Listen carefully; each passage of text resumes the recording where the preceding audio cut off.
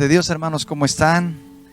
Ya es miércoles, gracias a Dios vamos a la mitad de semana. Ánimo, hermanos, aliéntese su corazón, no estamos solos, Dios está con nosotros. No sé por lo que esté usted pasando o cuál sea su situación, pero Dios sí la sabe, sí la conoce. Vamos a orar juntos. Recuerde, al final nos unimos en oración los unos por los otros.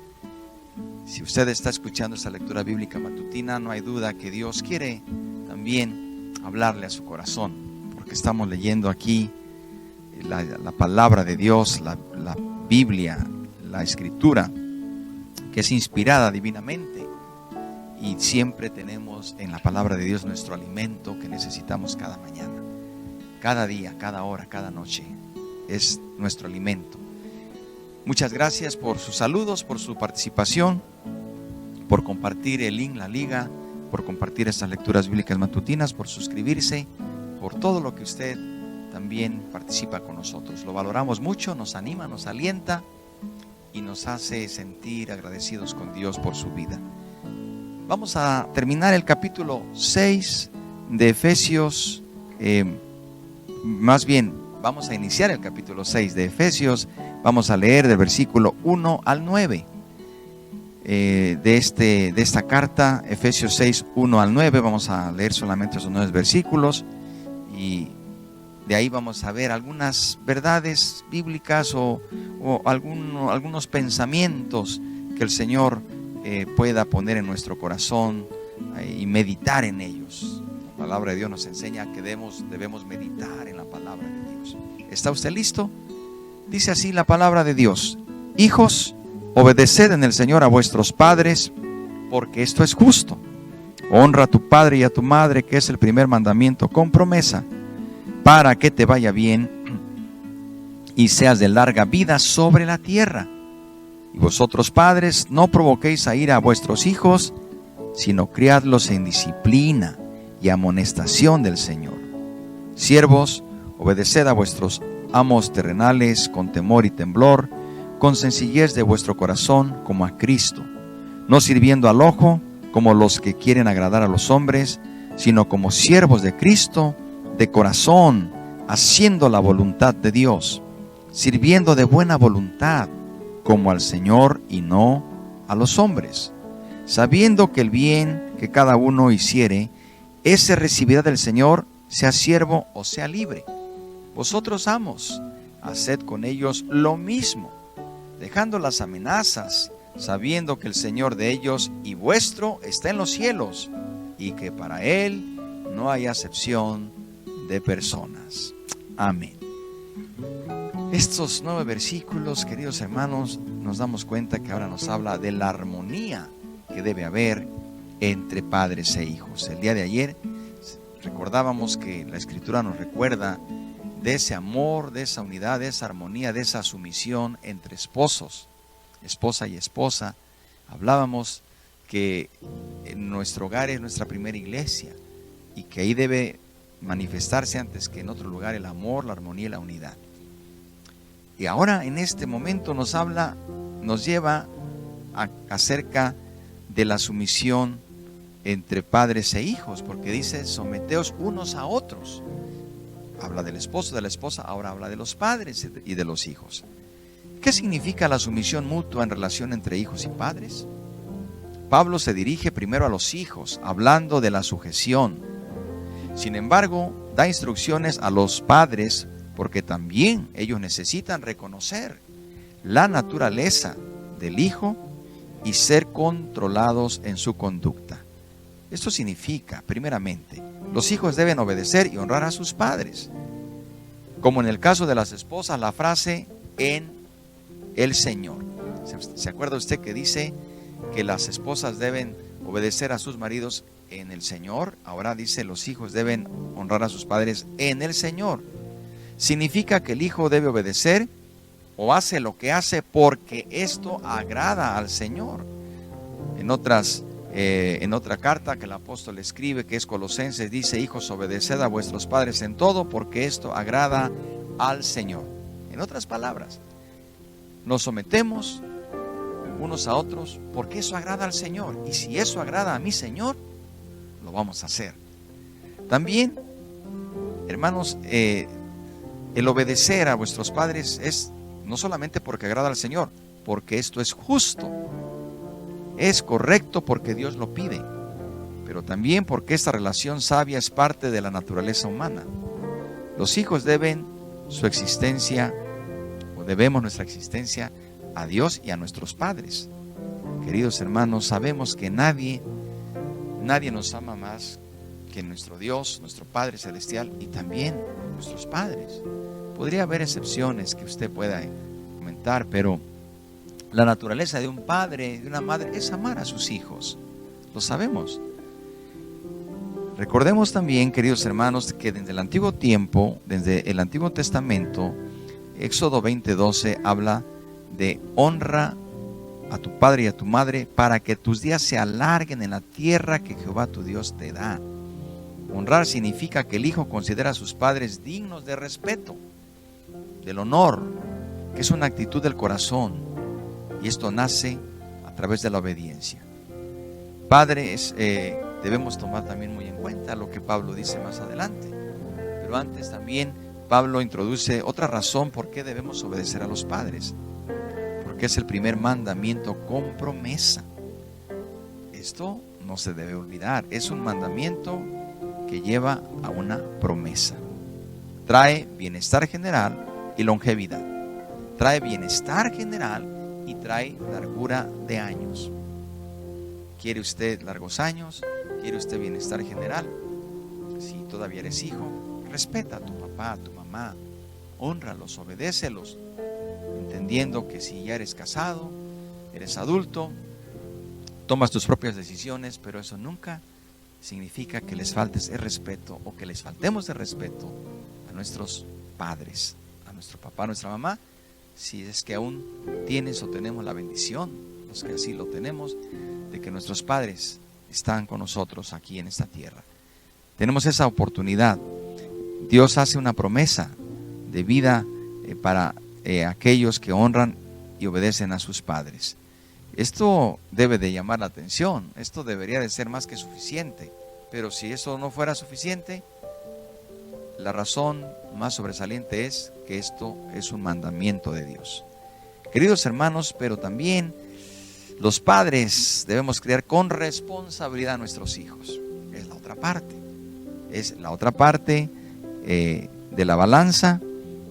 La sumisión del hijo a los padres implica que nosotros tenemos autoridad, sí. Sin embargo, el apóstol enfatiza las limitaciones y el rumbo de esa autoridad. Una cosa es tener autoridad y otra cosa es ser autoritario. Una cosa es tener firmeza y otra cosa es ser rudo o duro. Hay una gran diferencia. Una cosa es ser, como dice la Biblia, manso. Una cosa es tener mansedumbre. Y otra cosa es dejar que las cosas se hagan como cada quien quiere hacerlas. No, hermano, tenemos que entender, tenemos que saber que la autoridad que tenemos no debe provocar a ira, no debe irritar a nuestros hijos. No exasperéis a vuestros hijos. ¿Qué quiere decir? ¿Cuándo exasperamos a nuestros hijos? ¿Cuándo los irritamos? Cuando hacemos uso arbitrario de la autoridad. Cuando hacemos uso irracional de la autoridad. Cuando usamos esa autoridad para causar dolor, resentimiento e incluso lastimar. Eso sabemos que no es la autoridad de la que nos está diciendo aquí. Los padres, nosotros los padres, frustramos a nuestros hijos cuando solo vemos las faltas de ellos o cuando solamente los criticamos y estamos señalando sus errores continuamente. En cambio, cuando los exhortamos de una manera sabia, de una manera con el ejemplo, si tú le dices a tu hijo que ore, es porque él tiene que verte orar a ti. Si tú le dices a tu hija que lea la Biblia, es porque ella o ellos tienen que ver que tú lees la Biblia. Sabemos que la autoridad también es respaldada con el ejemplo. Con el ejemplo. No debemos desarrollar esa autoridad irracional, esa autoridad que solamente es arbitraria. Cuando alguien usa la autoridad de manera arbitraria, es decir, que pasa por encima, que no importa quién lastime, que no importa, que simplemente se hace porque yo lo digo, hermanos, pues estamos actuando de manera equivocada. Repito, una cosa es tener firmeza y otra cosa es ser áspero, duro. La firmeza es mantenernos siempre, ser ecuánimes, ser correspondientes con lo que decimos, con lo que hacemos. Pero la aspereza, la dureza es otra cosa. Muchos creen que hay que ser duro, hay que ser áspero, hay que ser recio para aplicar la autoridad. La Biblia no habla de esa autoridad. El Señor Jesús nos enseña la mansedumbre, la templanza. Padres, no exasperéis a vuestros hijos. Hijos, obedezcan a vuestros padres. Aquí está, hermanos, el equilibrio perfecto. ¿Cuántas cosas tenemos que pedirle a Dios que nos enseñe como padres? La palabra también nos dice que debemos criarlos en disciplina. Esto es importante. La disciplina. Debemos criarlos en disciplina. Y aquí la disciplina significa hay que educar, hay que entrenar, hay que guiar, hay que encauzar. Por eso es una disciplina. La disciplina no son golpes. La disciplina no es lastimar. La disciplina es corregir, entrenar, educar, guiar, encauzar continuamente. No solamente cuando yo estoy de buenas o estoy de malas. No. Si hay algo equivocado, hay que corregir. Es el mejor momento. Muchas veces dejamos que se acumulen las faltas y decimos ya, hasta aquí, ya rebasaste el límite. ¿Por qué esperar hasta explotar con ira? ¿Por qué no ir continuamente, paso a paso, con amor, con paciencia, con sabiduría? Eso es la disciplina. Es crear esa disciplina continuamente. Encauzar hacia la madurez. Esto tiene que ver como lo que el maestro hace con su discípulo. Lo lleva de la mano, le enseña el camino correcto, lo dirige, incluye el acompañamiento, la exhortación, la motivación, el ejemplo, la corrección, la llamada de atención. Y obviamente, cuando el hijo se desvía del camino recto, pues sí, habla también la Biblia. Cuando hay desobediencia deliberada, también habla la Biblia de la vara, de la corrección. También, recordemos que el Señor dice que al que ama también lo disciplina.